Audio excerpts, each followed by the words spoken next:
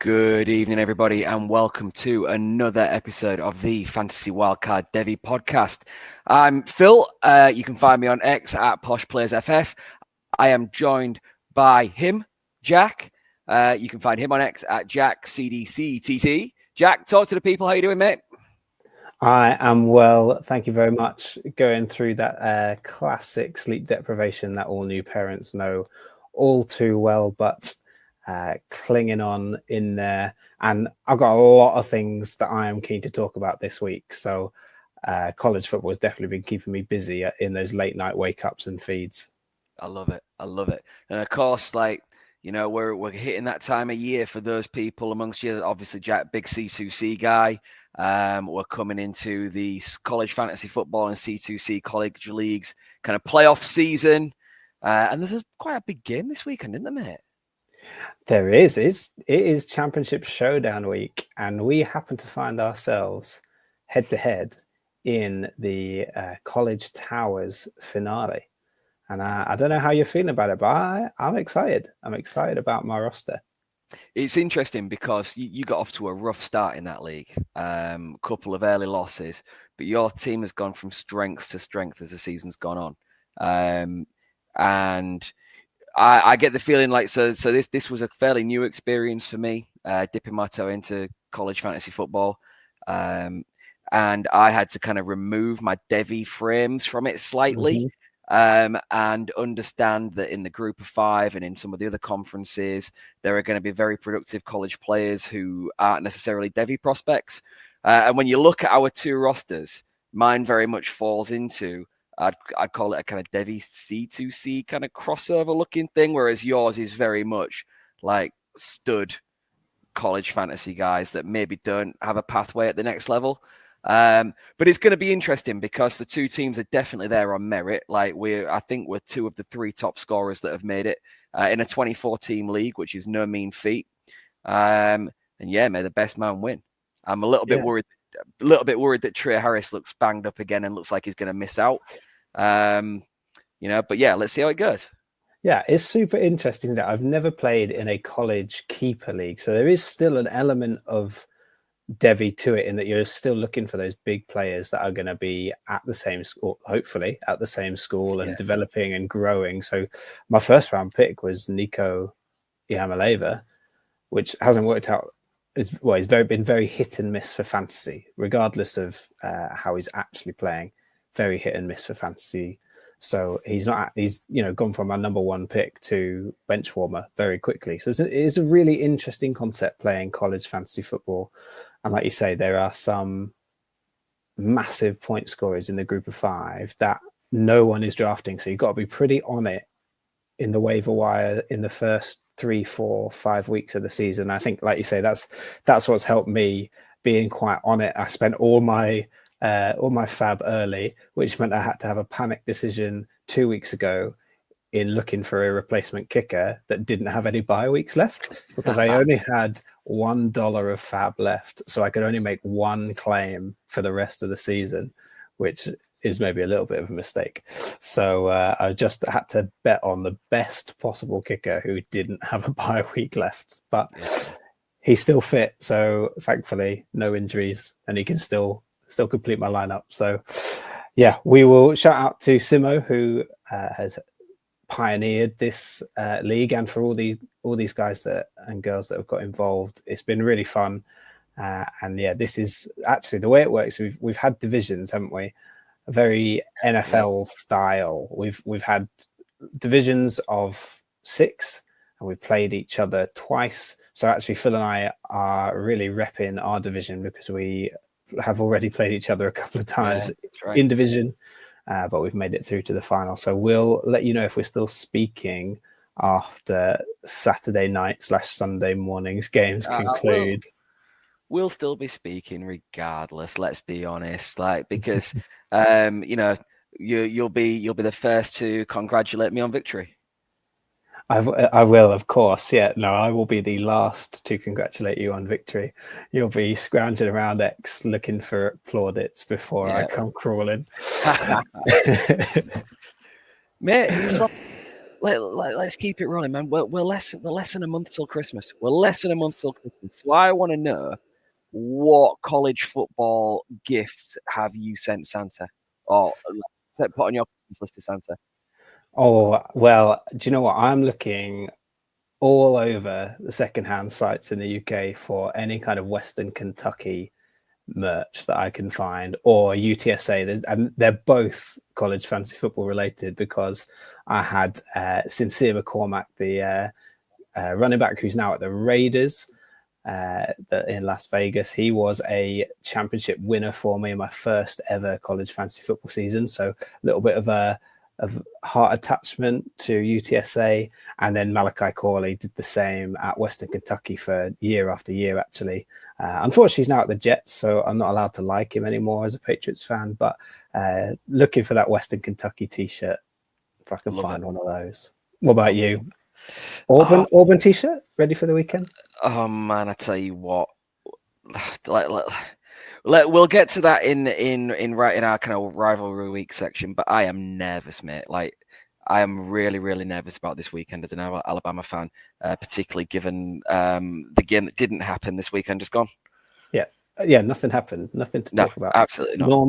Norman is just my granddad's name. It's not a place in America. No, exactly.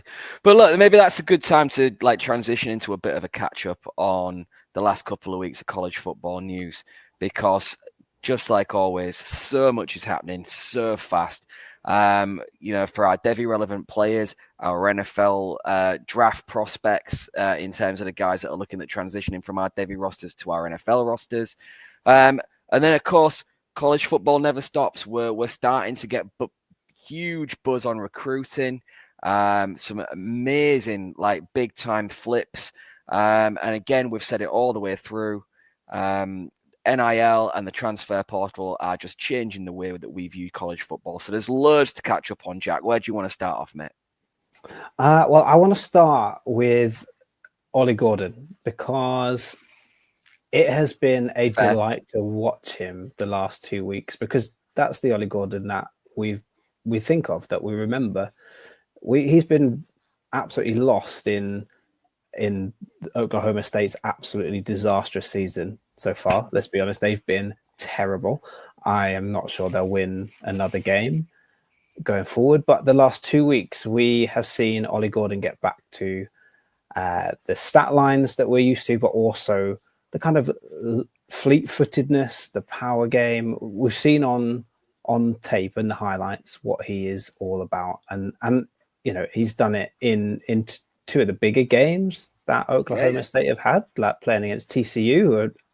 It's a really good TCU offense. Whether the defense is quite as strong, I'm not sure. But Ollie Gordon went over 120 yards in that game 2 weeks ago, got his touchdown, and then he followed it up, which is, I guess, important. We want to see him consistently back to his best against Texas Tech, who are a decent Big 12 defense, sneakily decent defense.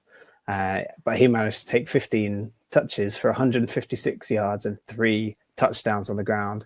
And he got 3 passes for 30 yards, which is absolutely what you want to see for your Devy prospects. Now, it's Ollie Gordon's junior year, but I would be absolutely mind-boggled if he declares for the NFL draft after the season he's just had. So I anticipate seeing him back at Oklahoma State for another season, but all hope is not lost. We've seen that spark of who he really is. Yeah, for sure. And I think obviously we've been critical at times this season, and I think rightly so. In terms of his development, he's really not kicked on like we expected. And we've often guarded people against, and kind of warned people of the dangers of productive college backs not necessarily always transitioning to the NFL and being able to do the same things. And it just left me with the feeling all the way along, not that I dislike Ollie Gordon, but that I felt he was being overdrafted based on production, where he was being fed the rock so much that, Christ, if we were given the ball that much, we stand a chance of being fairly productive. And you're right. I think you're just starting to see a that kind of fleet-footedness, that explosive running style that we came accustomed to seeing last season. And yeah, I think him coming back makes a lot of sense. And we know now that these guys take obviously a couple of the running backs that went into the draft this year, like Ray Davis, went through as seniors. Devin Neal's going to probably enter the league as a senior this year. Mm-hmm. I don't think it's viewed as the negative it perhaps once was. So yeah, it would make a lot of sense to him. Yeah, I think so. I think it's almost a guarantee. I can't see why he would declare for this draft, but again, not worried about the fact that he'd be a senior. It's no, absolutely. It's almost like I think NIL has also opened that up a little bit. There's a reason for players to go back to college if they've not got the perfect NFL scouting report that they think they should have. And I think the NFL is adjusting and not using that as a knock on players. I mean, Ray Davis is 24 in his rookie season in the NFL. So yeah. Yeah, it's really funny you mentioned NIL, Jack, because earlier this season in our kind of college football breakdown and roundup, we spoke about the first major NIL controversy when the UNLV quarterback declared himself out. He was down in tools. He was going because of failures to fulfill obligations made to him in terms of NIL payments. And subsequently, there was a switch in QB at UNLV. And there's one particular wide receiver that you want to talk about and how that has been to his benefit, perhaps. Absolutely. The switch to Hajj Malik Williams in Las Vegas has basically brought back to life Ricky White shares. Now, Ricky White was a Michigan State transfer, so he originally kicked off his freshman season at Michigan State and actually had pretty good season before things went a bit south in terms of the whole program. Mel Tucker leaving and all kinds of exits going on. Ricky White took a step down to UNLV. He became the superstar, and we spoke about college fantasy football. Ricky White was a first round college fantasy football cheat code. He is absolutely phenomenal. So he has the production profile. He certainly has the yards, the touchdowns that you like to see. But until Hajj Malik Williams took over as the quarterback, he was gone missing. So it's very similar to Ollie Gordon. There's a theme to the start of this section, and it's just been such a relief to see Ricky White flourish again, because he really does have sleeper Devy potential. He can make a role for himself in the NFL. I really believe that he has the talent and the tools to do so. But if he doesn't have that production, he's not going to be drafted, because he's not going to have eyeballs on him as often as your power for wide receivers. So it's been really nice to see him. If you don't know much about Ricky White, he is kind of playing as an X receiver for the Rebels at the moment, but really he has a lot of versatility. So he has played all across the formation, a lot of snaps in the slot over the last 2 years, and to be honest, he probably projects as more of a Z receiver in the NFL. So he has lightning straight line speed. So he's a real field stretcher, and he will really suit an NFL franchise where the offensive coordinator wants to throw the ball deep and stretch a team vertically, which is not to everybody's cup of tea. And we've certainly seen players go to the NFL with this kind of profile and flame out because all they have is speed. Can I hear a John Ross? Can I hear a John Ross? I'll take John Ross to Jalen Hyatt. Yeah, absolutely. So, look, Ricky White is not a guaranteed NFL player, but he does have the production profile and the traits to be a Z receiver for a field stretching offense. Think of a slightly less bigger bodied, a smaller bodied T. Higgins on the Bengals. That's the kind of player that we're looking at. That kind of role where he's he can go into an offense and be the number 2 receiver, but still be a really productive fantasy option for you. So Ricky White, really happy to see him playing well. And UNLV have probably slipped out of playoff contention in the last few weeks, which is unfortunate. So he won't get the center stage in the dazzling new ESPN production, but he's still someone to keep an eye out for, at least this weekend and probably going forward. Yeah, I like that, Jack, because he's somebody. I'll be honest. You talk about out of sight, out of mind, and what people often forget, like, is even in doing this, like, there is so much college football to try and wrap your head around and digest on any given weekend, and UNLV, you're right. Like, there's not a lot of eyeballs on them, and subsequently, not a lot of people are going to be watching him or know him. I'll be honest. I've only seen highlights that make social media. I've never sat down and dug any deeper into his tape and really watched him.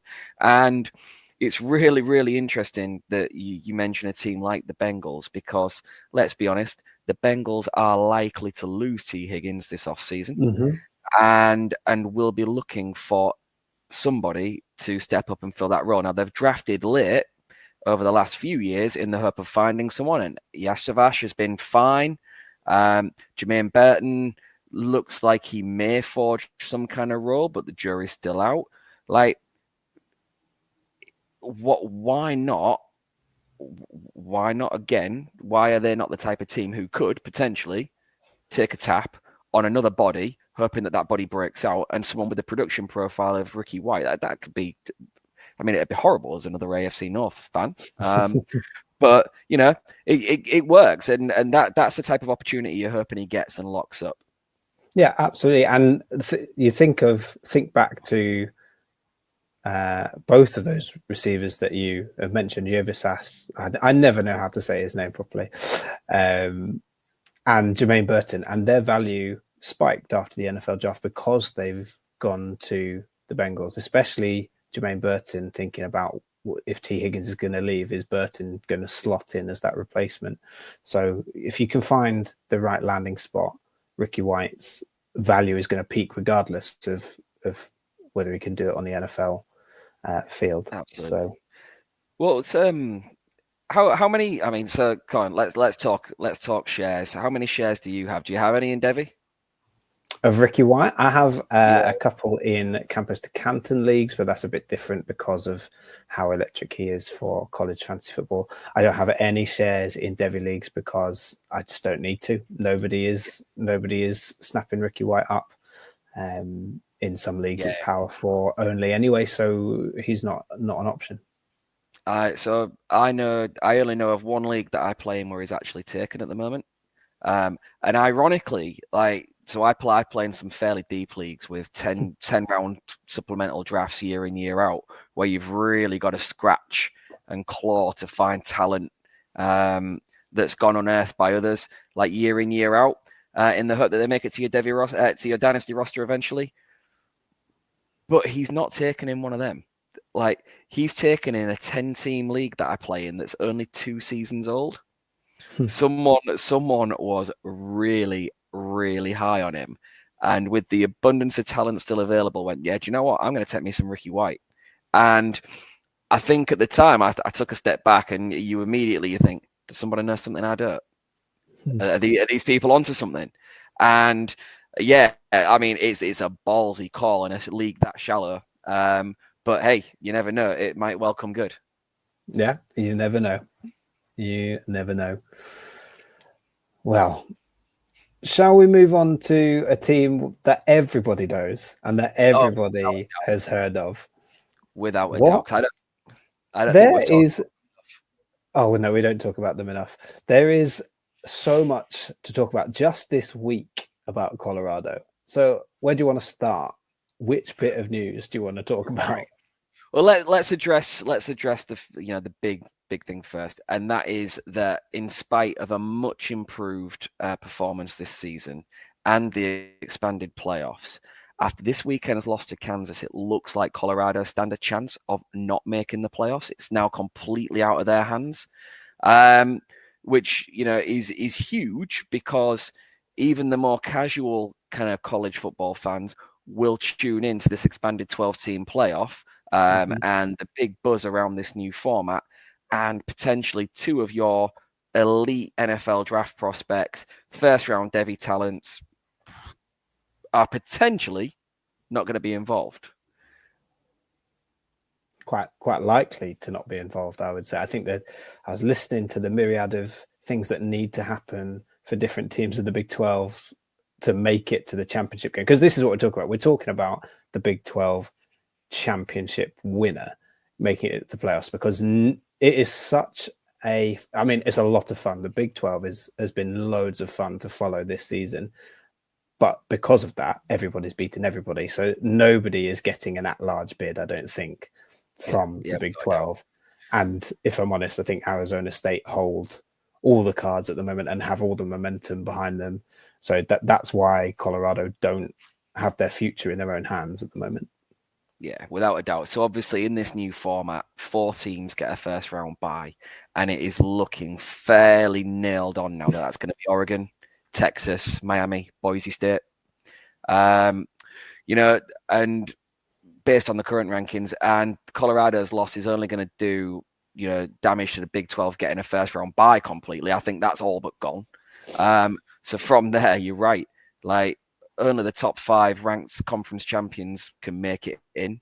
Colorado is likely to fall out completely. You know, you're right. Arizona State winning at the weekend. BYU were another one who looked like they're going to slip up at the final kind of hurdle. You know, it's massive. But yeah, I think, dare I say, they've blown it. I don't want to use the term blown it, because we're still talking about the fact that Prime has turned around this program. Like him or loathe him, for all the hoo-ha that follows them around, they are an improved football program, and he's a major part of it, as are those 2 stars. But it might not be the last time we've seen them play. What else did Prime come out and say this week then about Shedeur and Travis Hunter? Yeah, it was quite refreshing to see how candidly Coach Prime spoke about how this isn't the last time that we'll see Shedeur and Hunter in a Buffs uniform. He was speaking about how they made the bowl game. They qualified for a bowl game a few weeks ago, and it was like so not a thought in his mind that those guys wouldn't be suiting up for that game. So it's nice that regardless of whether they make the playoffs or not, we're probably going to see both Shedeur Sanders and Travis Hunter play at least one more time. I mean, they've got a game this weekend, so of course, at least 2 more times we're going to see them play for Colorado. And I think Shedeur Sanders has even accepted an invite to the Shrine Bowl this week. He has. That's not even the Senior Bowl. That's right. Now that is a huge turn up and a major coup for the Shrine Bowl. And you've got to think that, I mean, I'm not really too well versed on the competitive element to how these bowls compete with each other, but you've got to think that might take Travis Hunter the same way potentially, and that they go as a kind of package deal on this media tour and pre-draft kind of circuit. Yeah, potentially. If I'm honest, I don't think we'll see Shedeur Sanders throw a pass at the Shrine Bowl. No. I think we might see him partake in all the interviews and the media duties. He'll probably take part in the practices. Whether we see him in the actual game, I'm not convinced. But even that, it brings a lot of eyes to... Look, we've heard of the Senior Bowl. The Senior Bowl seems to be the big event historically where senior players can go to show off their talents to NFL scouts. They'll basically centralize themselves at this event. The Shrine Bowl is a much smaller version of the Senior Bowl, but is another option. It's obviously in a different location, accessible to totally different kids. So I think even Shedeur just saying that he's going to be there elevates the eyes on this event and actually does a lot of senior players a real favor. So I think you'll see other players keen to go to the Shrine Bowl because Shedeur Sanders will be going and the media will follow. Yeah, and I think you made a really interesting point, because whatever whatever we have seen on tape in terms of Shedeur Sanders' progression, there is certainly a narrative on social media and in the media at large about the perception of Shedeur and the Colorado program. And the interview section of that whole pre-draft process and the combine process is going to be huge for him, I think, for people to sit him down and really figure out and do the bit that we can't see. And we see all the speculation, and there's some absolute dross that goes on social media about them just because of who they are.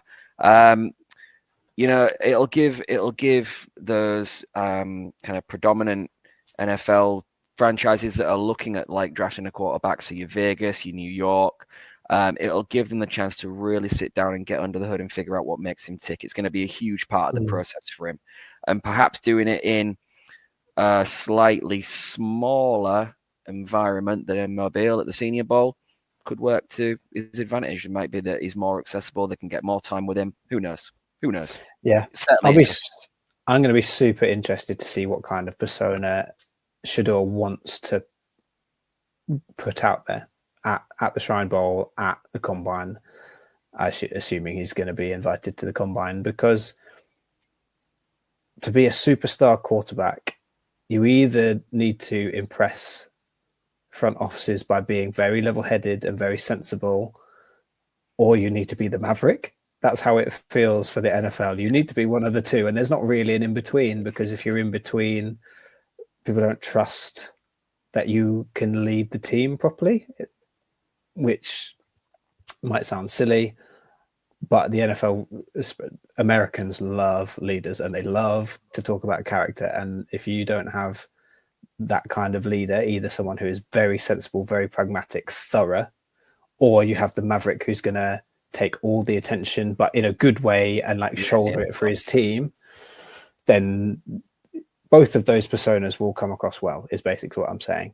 But it'll be interesting to see which one we get, because at the moment you can cut up clips, and we'll all have seen clips of interviews and snaps of words that Shedeur Sanders has said in post-game interviews that haven't painted him in the best of lights. Yeah. But that's not enough to know what he is actually like. I'm not going to pretend that I know who Shedeur Sanders is, or that I have fully formed my opinion on what he's like as a leader, as a teammate. So it'll be really interesting to see what happens to him. But unfortunately, we're not likely to see him in the playoffs this season. And that's because Kansas took their lunch money. Oh, yeah. Let's talk about Kansas, the bringers of chaos to the Big 12 scenario at the moment. Let's take a couple of minutes to talk about Kansas, because the Kansas Jayhawks became the first team in college football history this weekend to enter a game as a team with a losing record and beat 3 consecutive top 25 teams. Okay, so in the last 3 weeks, they have gone on and won 3 matchups versus top 25 ranked teams, despite earning a losing record on the season. That in itself is history. It's a record that, I'm sure Kansas fans are thrilled at the prospect of having a losing record. But talk about going in there and saying, do you know what?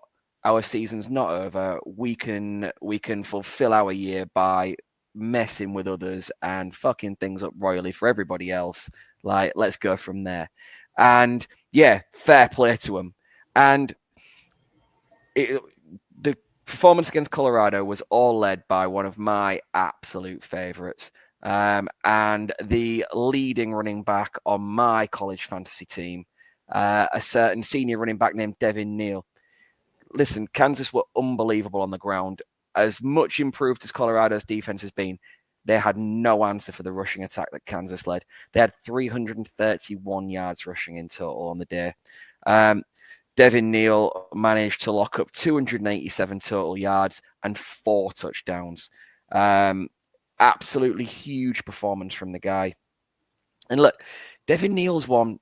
We kind of mention him here and there. We mention him in passing. We say, oh, yeah, look, there's a real deep running back class. There's this guy, there's that guy. And we wax lyrical about all the other ones. Then we go, Oh, and Devin Neal, he's been around for ages. You know about Devin Neal. Mm-hmm. Like, it's about time we realize like how good this guy is, and like I don't know how I comp him like at the next level, but like he's just no frills. He is gonna go in to an NFL franchise probably as a round 3, round 4 pick, and make a team very, very happy for an awfully long time. Yeah, he is one of the more consistent running backs in the class in terms of production, but also just in terms of his growth and development, and especially his vision. Like you've seen him steadily improve how he reads his offensive line, how he reads the defensive line, where to hit the hole, which gap is going to open first, or which gap he needs to wait for. His football IQ has grown and grown, and I think he's going to be, like you say, he is a bit of an afterthought, but in the top bracket of running back prospects, if that makes sense. So he's not an afterthought in terms of a 7th round pick, and we're going to all be shocked by him, but he is an afterthought after the more flashy names, I would say, in this running back class. So delighted that he had a breakout.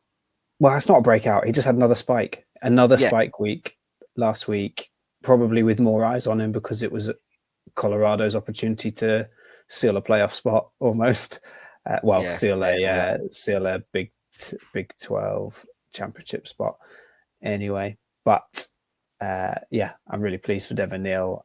I am glad that I do have shares of Devin Neal elsewhere. Yeah, absolutely. And yeah, like I said, he just delivers over and over again. But yeah, so that's our special little shout out to Kansas, because we see exactly what you've done to bring the chaos and upset the apple cart and keep things. Look, college football is interesting. Of course, college football is interesting, but it just adds another wrinkle and another layer. We're also in award season, aren't we? So like we can just kind of wrap up the conversation on Colorado quick and talk a little bit about Travis Hunter, the favorite for the Heisman, after another electric performance on both sides of the ball at the weekend. But it was interesting. Obviously, we're all spending our time trying to guess what he's going to do at the next level, and we're starting to see more and more fantasy mock drafts and NFL mock drafts talking about where he's going to play. And Travis Hunter came out a couple of weeks back now and said that he fully intends on playing both ways in the NFL. Obviously, we've spoken at length about just how bloody good he is at both. And I just wonder, obviously, award season is coming. He's on the short list, I'm sure, for the finalist as a Heisman winner. But there was an award he missed out on. He was not shortlisted this week for the Jim Thorpe Award, which goes to college football's best defensive back. And I just wonder, because he is also shortlisted for the Biletnikoff, which goes to college football's top wide receiver. And if that gives us any clues about his plans overall for the next level, maybe that gives us a little premonition that wide receiver might be looking more favorable than defensive back, maybe, but probably not, because he's also been nominated for the Bednarik Award, which goes to the best overall defensive player in college football. So I obviously think we're absolutely no further. We can all spend all summer speculating, all off season speculating what he's going to do, where his future lies, and then decide whether or not we're willing to take the gamble in dynasty drafts, because I think people have already gambled in Devy drafts and taken him at where they consider their sweet spot. But yeah, it's going to be interesting to see. Yeah, his odds for the Heisman got slashed to 1-12 yesterday.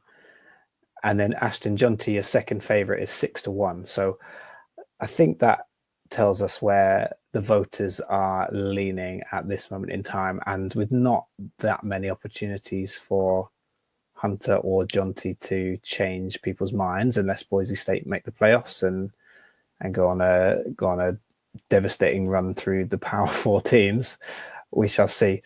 While we're talking about projections and mock drafts, big shout out to Mags at the Dynasty Hot Seat. If you want to see how other Dynasty experts are valuing Hunter, check out his series. That is, we're in the middle of his way too early 2025 mock draft series, aren't we? So I am really enjoying it. I am really enjoying hearing what other people think about Hunter's future. So go check that out if you want a bit more in-depth analysis on how other people, other than your two favorite Devy experts, think about Travis Hunter. Final thing I'll say on that real quickly, Jack, is Hunter potentially winning the Heisman, right, is huge. Who was the last defensive player to win the Heisman, Jack? I'm assuming it was Charles Woodson. It was in 1997. Now, obviously, Charles Woodson also had the benefit of playing two ways during his collegiate career at Michigan. So, yeah, it just shows how special what Travis Hunter is doing really is. Yeah, I think we can leave it there. We've said plenty about him. Obviously, yeah, the next thing then is, as two of these elite Devy players look at entering the NFL from Colorado in Shedeur and Travis Hunter, a potentially elite player of the future looks like they're checking into Colorado. Tell us what's been going on in the world of recruiting, Jack. Yeah, so we've got a little recruitment special here because we've got two big time flips to talk about. And the first, as we talk about Colorado, the first is Julian Lewis, the quarterback, who was, committed. When is a commitment not a commitment when it's college football? Has flipped his commitment from USC, from Lincoln Riley, the quarterback whisperer, to Colorado.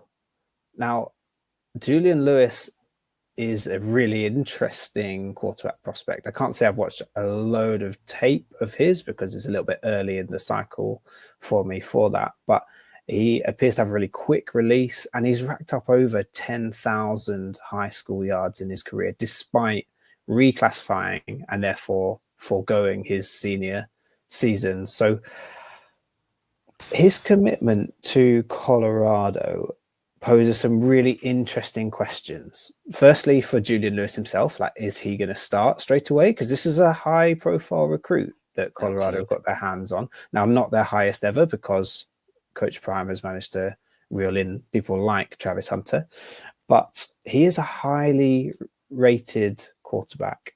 Is he going to start straight away, assuming Shedeur Sanders goes to the NFL, which I think he has confirmed almost that he is going to do by accepting that Shrine Bowl invitation? Is he going to start straight away? Is Coach Prime going to still be there? Because that's the big rumor, that's the big talking point on the side of Shedeur Sanders and Travis Hunter, is that if they leave, is Coach Prime going to leave too?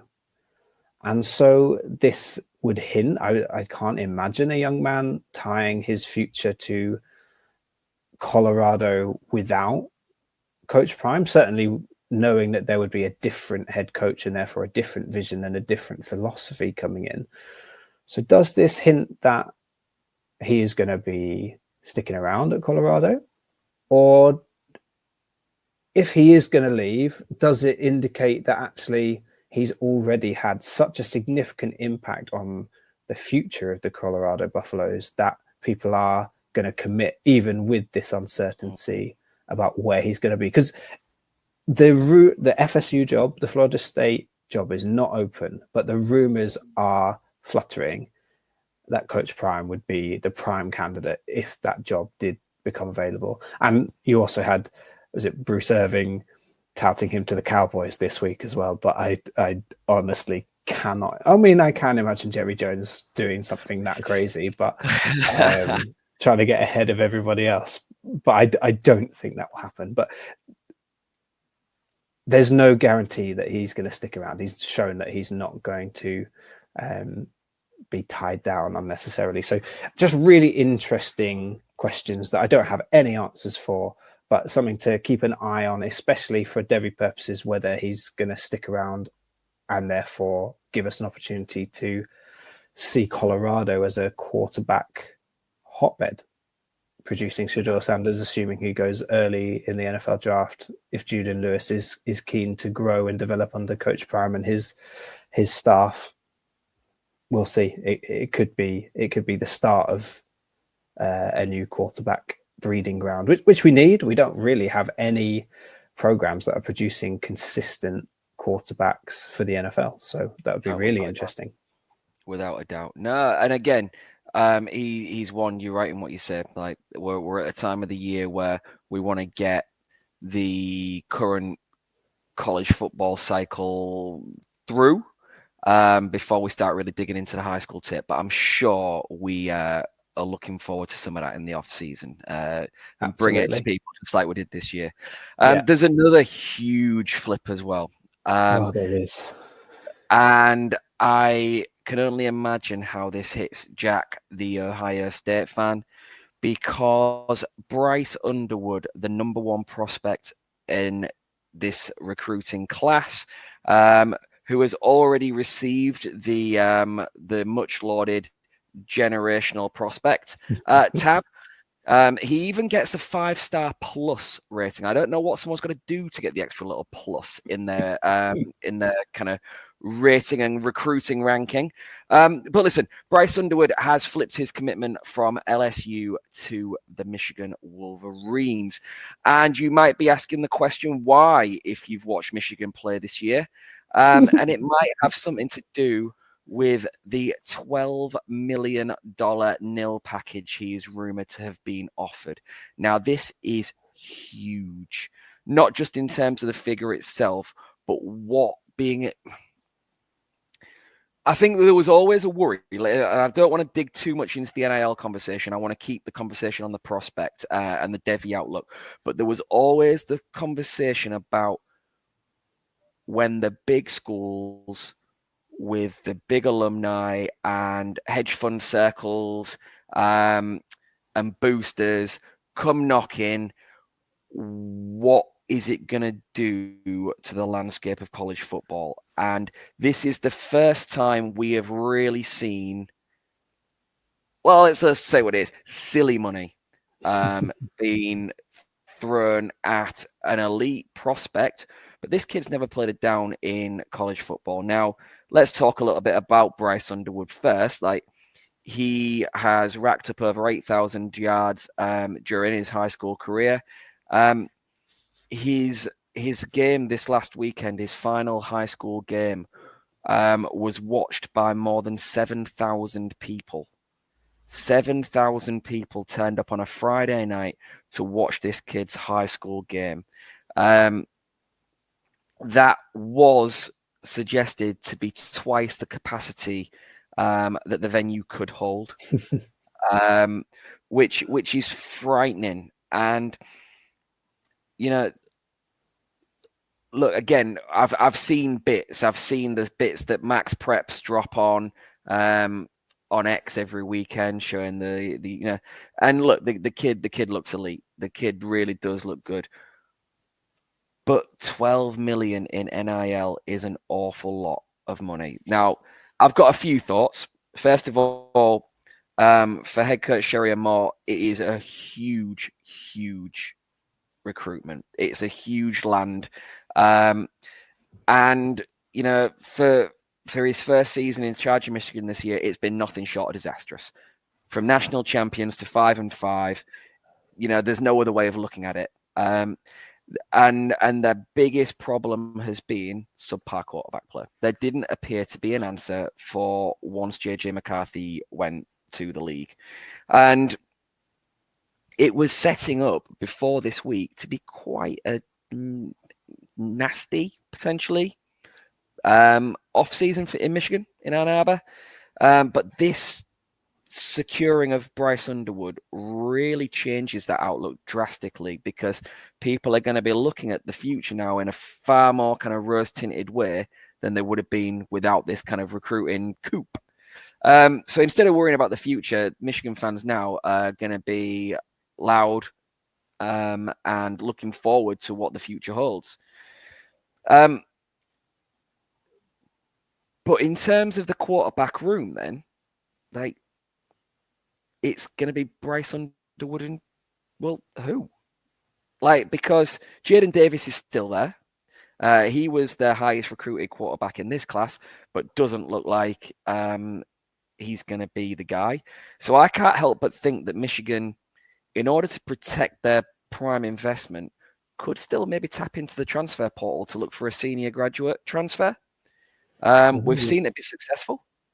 We've seen it be successful this year for Cam Ward. Why couldn't Michigan bring someone in to give the kid a year to learn, hold a clipboard, and yeah, like develop under a senior to maybe try to take the heat off it a little bit? Because with that signing comes an awful lot of pressure. It does. Yeah, go on. It does. So the headline here is, for me, is we've got the number 1 and number 2 recruits in the entire class are both quarterbacks. Number 1 is Bryce Underwood going to Michigan. Number 2 is Tavian St. Clair going to Ohio State. So that shapes up the rivalry for an incredible next chapter as and when they earn the starting job, if they are both there. The Devy headline is that Bryce Underwood is going to a program that have JJ McCarthy aside, have proven that they cannot develop a quarterback for the NFL. He's going to a head coach who has had 1 season. So the jury's out on that. And there's no conclusive say either way that he's a good head coach or a bad head coach. He's had 1 year and the team is in a really uniquely strange place right now. Yeah, without a doubt. But he has also effectively been recruited by the boosters, because there is no doubt in my mind that without this NIL package, Bryce Underwood would not be going to Michigan. He is from Michigan. He does love Michigan. But until this NIL deal came about, and Dave Portnoy is already the loudest Michigan fan in the world, and he is already shouting about his involvement in this deal, which I don't actually think is a good thing for the program. I think it undermines Sharon more, because Underwood hasn't committed because he has bought into Sharon Moore's vision. He was clearly going to LSU. He was clearly on board with a program that has a much better track record of developing quarterbacks, a head coach that has a better record of developing quarterbacks. And I think if Bryce Underwood is not the starter next season, then Michigan and Sharon Moore will be under incredible scrutiny at every game, because the fans will be baying for Bryce Underwood to come into the game. And whether that is the right thing for him or not is a big question mark. Now, we spoke earlier in this season, and I'm racking my brain to try and think which head coach we were talking about. There was a head coach who we spoke about who basically did... it's Billy Napier. Sorry. Of course it was Billy Napier, who... I don't know how we're not speaking about him tonight, but maybe we'll do that in the next episode, because he has turned Florida around. His protection of DJ Lagway, and we spoke about that almost at the expense of his own coaching career, because we both thought that it was on the hot time. We thought he was on the way out, and therefore his big dice roll could have been throw DJ Lagway in there. We might end up seeing the same thing at Michigan if they do go and get a senior transfer to come in. How long is the leash before Bryce Underwood is thrown in, and is that the right thing for Bryce Underwood? It'll be really interesting to see what happens. But I mean, don't get me wrong, I am devastated, probably a bit too harsh, but it is a great move for Michigan. It is really exciting for Wolverines fans, and you should be chatting all over social media and giving it the big one, especially because you're not going to have much to talk about after Saturday's rivalry game. But And for Devy, I'm not sure how I feel about it. I don't know how this impacts Bryce Underwood's draft stock. Like, is he still the 101 in your Devy drafts? Because I think when he was committed to LSU, it was a guarantee that Bryce Underwood would have been the first pick in your Devy drafts. He probably still is now. Yeah, I can't see that changing, because what he, the reputation he's garnered is as strong as it is. But you do right to issue that kind of word of warning, and we will in the off season we will break down these elite quarterbacks. We'll have a look at the tape. We'll have some conversations, and hopefully we'll let you know if it's a little bit closer than what it's been suggested at the moment, and maybe we can advise you to go the other way with a Tavian St. Clair, with a Keelan Russell, with a Juju Lewis. There are some high profile names coming in, and it'll certainly be interesting. Certainly be interesting. I just worry, man. I say worry. I don't worry because they're another SEC team. But what does this do for LSU? What does this do for Brian Kelly and that LSU program, who have now lost the jewel in the crown? Obviously, am I right in saying, did they lose Decorian Moore? Did they lose Decorian Moore to Oregon? Had he committed to? Where was he committed?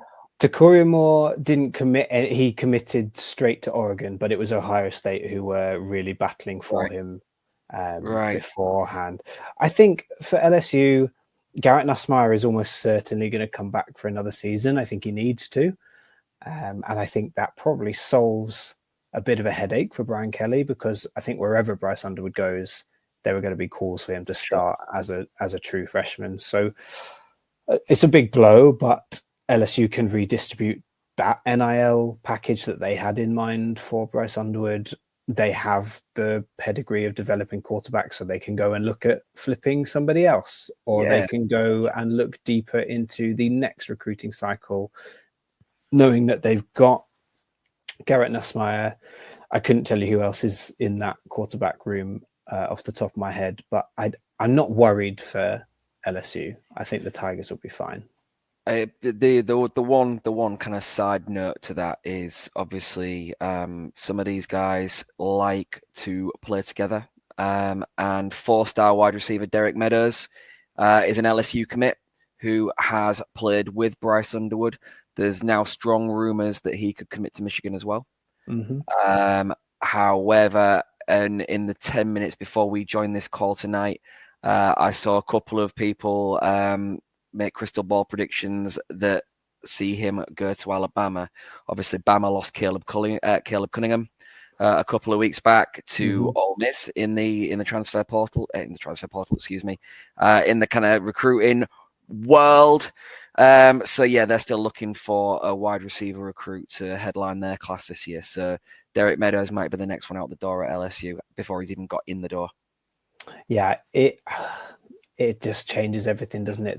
The recruiting whirlwind, the transfer portal, it has changed so much.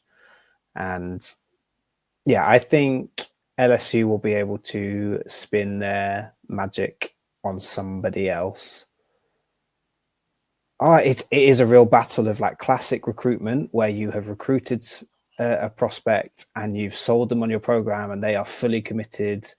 Not that 100% committed seems to mean anything on X these days.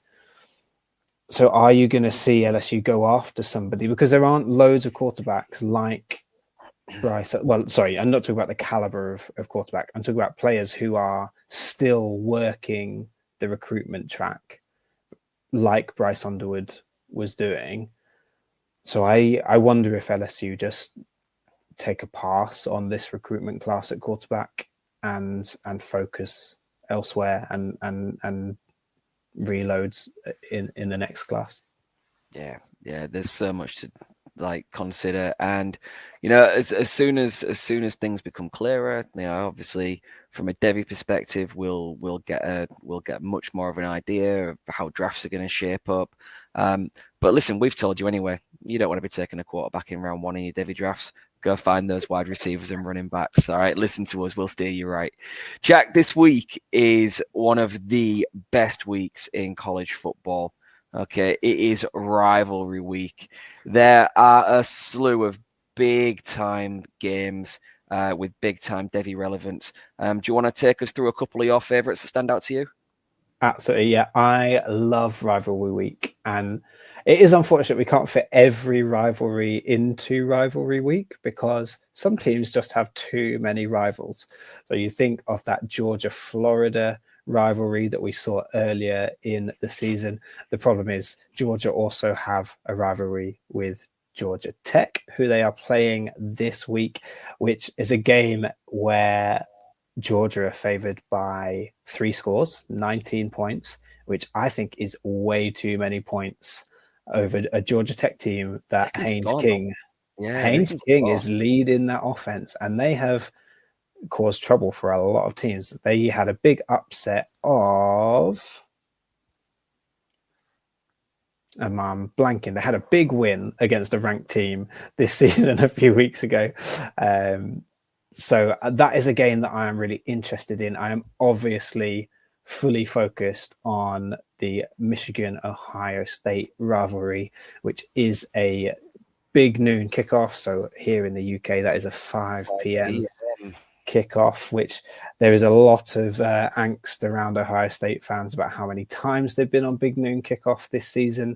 But personally, living in the UK, I am not that upset when they are on at 5 o'clock tea time. It means I can watch it even with the family. They can all get involved.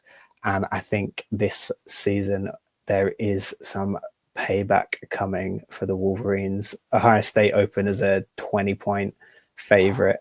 That's massive. That is the big. So it's the biggest spread, I think, since 2016. But I still think it's too short. There is going to be absolutely no mercy shown by Ohio State. So if Ohio State, look, there's no question that Ohio State could overlook this game after the last 3 years. There's no way they're looking past Michigan because they're having a rubbish season and the playoffs around the corner and the Big Ten championships on the line. Ohio State are fully focused on this game. If they play to their potential, which they have done in the last few weeks against Indiana, even with the beaten up offensive line, then I think this is going to be a sweet, sweet weekend for Buckeye fans, and I cannot wait. And if we lose, you will not see or hear of me ever again. No, that's not true. I'm not doing that. No, don't do me like that, man. Don't do me like that. Just to jump back in, the Georgia Tech victory was over Cam Ward's Miami. That's it. Of course it was. So, more chaos providers. That's it. So listen, you seem really optimistic about your rivalry game this weekend. If I can put a slightly different spin on the Auburn and Alabama game this weekend, obviously the Iron Bowl, I am a little less optimistic, and that might be to do with the fact that we have just received an absolute licking by Oklahoma. We couldn't even score a touchdown against Oklahoma. Jalen Milroe, keeping it Devy, turned out his worst performance of the season by a country mile. 3 interceptions, including a ghastly pick 6. What was more ghastly than the pass was his attempted tackle as they ran it back past him. It was just ugly to watch. Listen, we'll give you the warts and all right? We'll give you the good, we'll give you the bad, we'll give you the ugly. Jalen Milroe has hit some beautiful highs this season that's had us talking about him as a potential Dynasty or Devy 101 type pick, all the way to this week when you've really seen what type of project you'll be taking him on if you draft him to your rosters. It reminded me, and again, kind of brutally, of why in Devy, despite my love for Alabama, I've stayed well clear of him. If I'm going to take a gamble on a quarterback, I want one that I know is going to be more ready to come in and play. But we don't have any of those, so no, exactly. In terms of the game itself this weekend, Auburn seemed to be getting hot at the right time. Peyton Thorne, old man Peyton Thorne, is still going well in his 9th 10th, 11th collegiate season, it feels like. And Auburn are doing everything they can at the moment to pepper their darling golden receiver, Cam Coleman, with plenty of targets so that he doesn't test the portal in the summer, in the off season, excuse me. And I can only hope that they've peppered him with that many targets this last couple of weeks that they decide to give him a quiet game against Alabama this weekend. Because if there's one person who gives me fits on that Auburn team, it is absolutely Cam Coleman. The kid is legit. You've only just got to see some of the unbelievable highlight catches from the last couple of weeks to know that he's the real deal. And I worry about how we're going to keep him quiet. So I'm really, really happy that you are as confident as you are about Ohio State. Given the way we've played the last couple of weeks, I just can't quite be as excited or optimistic. But I will be, cheering on regardless. Roll Tide. Yeah, it'll be interesting to see that, like, the direct comparisons will be made in this game for Cam Coleman and Ryan Williams. But only one of them 17 though. Only one. Oh gosh, yeah, 17. Every single show all across America cannot withhold from saying he's only 17. What are they going to do when he's 18? They've got nothing to talk about. They'll talk about how he was 17 in his freshman season. Right. You've also got Jarquez Hunter to keep an eye on in that Auburn offense, as well as, of course, the Alabama underperforming offense, but still Jalen Milroe. If Auburn can't bottle Milroe's legs up, then it will be a breeze for Alabama. And it's the kind of game that they have to come in and almost stomp their foot on the ground and just take over. I think put Auburn back in their place, and I believe that is in Alabama. It is at Alabama. Yeah. You can't lose that one at home. You can't. I'd certainly hope not. So a couple of the other big games then. Obviously, Notre Dame travel to USC. Washington travel to Oregon. Mississippi State travel to Oxford and Ole Miss. Texas go to College Station to play A&M. First time in a while for that one. Yeah. That is definitely one to tune into. Florida going to Florida State. You've got to fancy the Gators the way they've been playing at the moment and how hapless and hopeless Florida State have been. And then finally, I'm really looking forward to this one, man. South Carolina going to Clemson. Lenoris Sellers, the way he's been playing this last few weeks against Cade Klubnik, Antonio Williams, Phil Maffer. I think that one is going to be a really kind of slept-on game. It's a really intriguing one. It's on Sky Sports, so those of you that have Sky Sports or Now TV, you'll be able to watch that. It has playoff implications for both teams. I think both teams have a route. Clemson's is probably a bit wider of a path than South Carolina's, but there's an opportunity there. So both teams, there's no chance that either will be holding back. They'll be swinging their big guns all day long. It's really exciting. A really exciting week. Rivalry week brings up shocks, and there'll probably be some fights. There'll be the weirdest trophies you've ever seen being displayed. Look across it, because this is only a sprinkling of the games that we've highlighted. There are some weird and wonderful stories, and I would really encourage anyone that's trying to learn a little bit more about college football and the history and the traditions to just have a look at online, research some of these rivalry games and what they mean. That USC Notre Dame game, we've not seen that game either for a while. And that's a really huge rivalry from the 80s and 90s. There's a lot to look forward to in rivalry week, and I'll be trying to absorb as much as possible over Friday, Saturday, and Sunday. We've got Friday night games as well as Maction that is going on Tuesday, Wednesday. So lots to sink your teeth into. Absolutely. Shall we return to an old favourite? We missed it last week, but let us tune in to an episode of Cell Keep Acquire to sign us off before we go into Rivalry Week. So, Phil, what are you doing this week? So this week, I am going to be going out and I'm going to be sending offers to the owners of Micah Hudson. Micah Hudson is the freshman wide receiver at Texas Tech, 5-star elite recruit. And we spoke a lot in the offseason about how we expected him making this move to make him the guy on that offense. And it's actually gone the polar opposite. He's playing in a system where the coaching staff really are trusting and rewarding the kind of seniors and the more established talent on their roster. And he has been left to feed on scraps, basically. I mean, he's gone weeks without targets. He's gone weeks without really making significant contributions to the passing attack. And look, he has not become a bad football player overnight. There are no alarm bells ringing about character concerns or injuries or anything like that that should worry you about his Devy stock long term. Pleasingly, under the radar, in the midst of all this, he has met some of the thresholds, so he will not be considered a wide receiver 0 under the Campus to Canton metrics. And I just feel like where people will have drafted him, where owners will have seen him and potentially taken him above a Ryan Williams, a Cam Coleman, who we've just mentioned, and some of these other elite kind of 5-star recruits, your Ryan Wingers, your Bryant Weskers at Clemson, TJ Moore, all these guys who are making impacts right now, Micah Hudson isn't.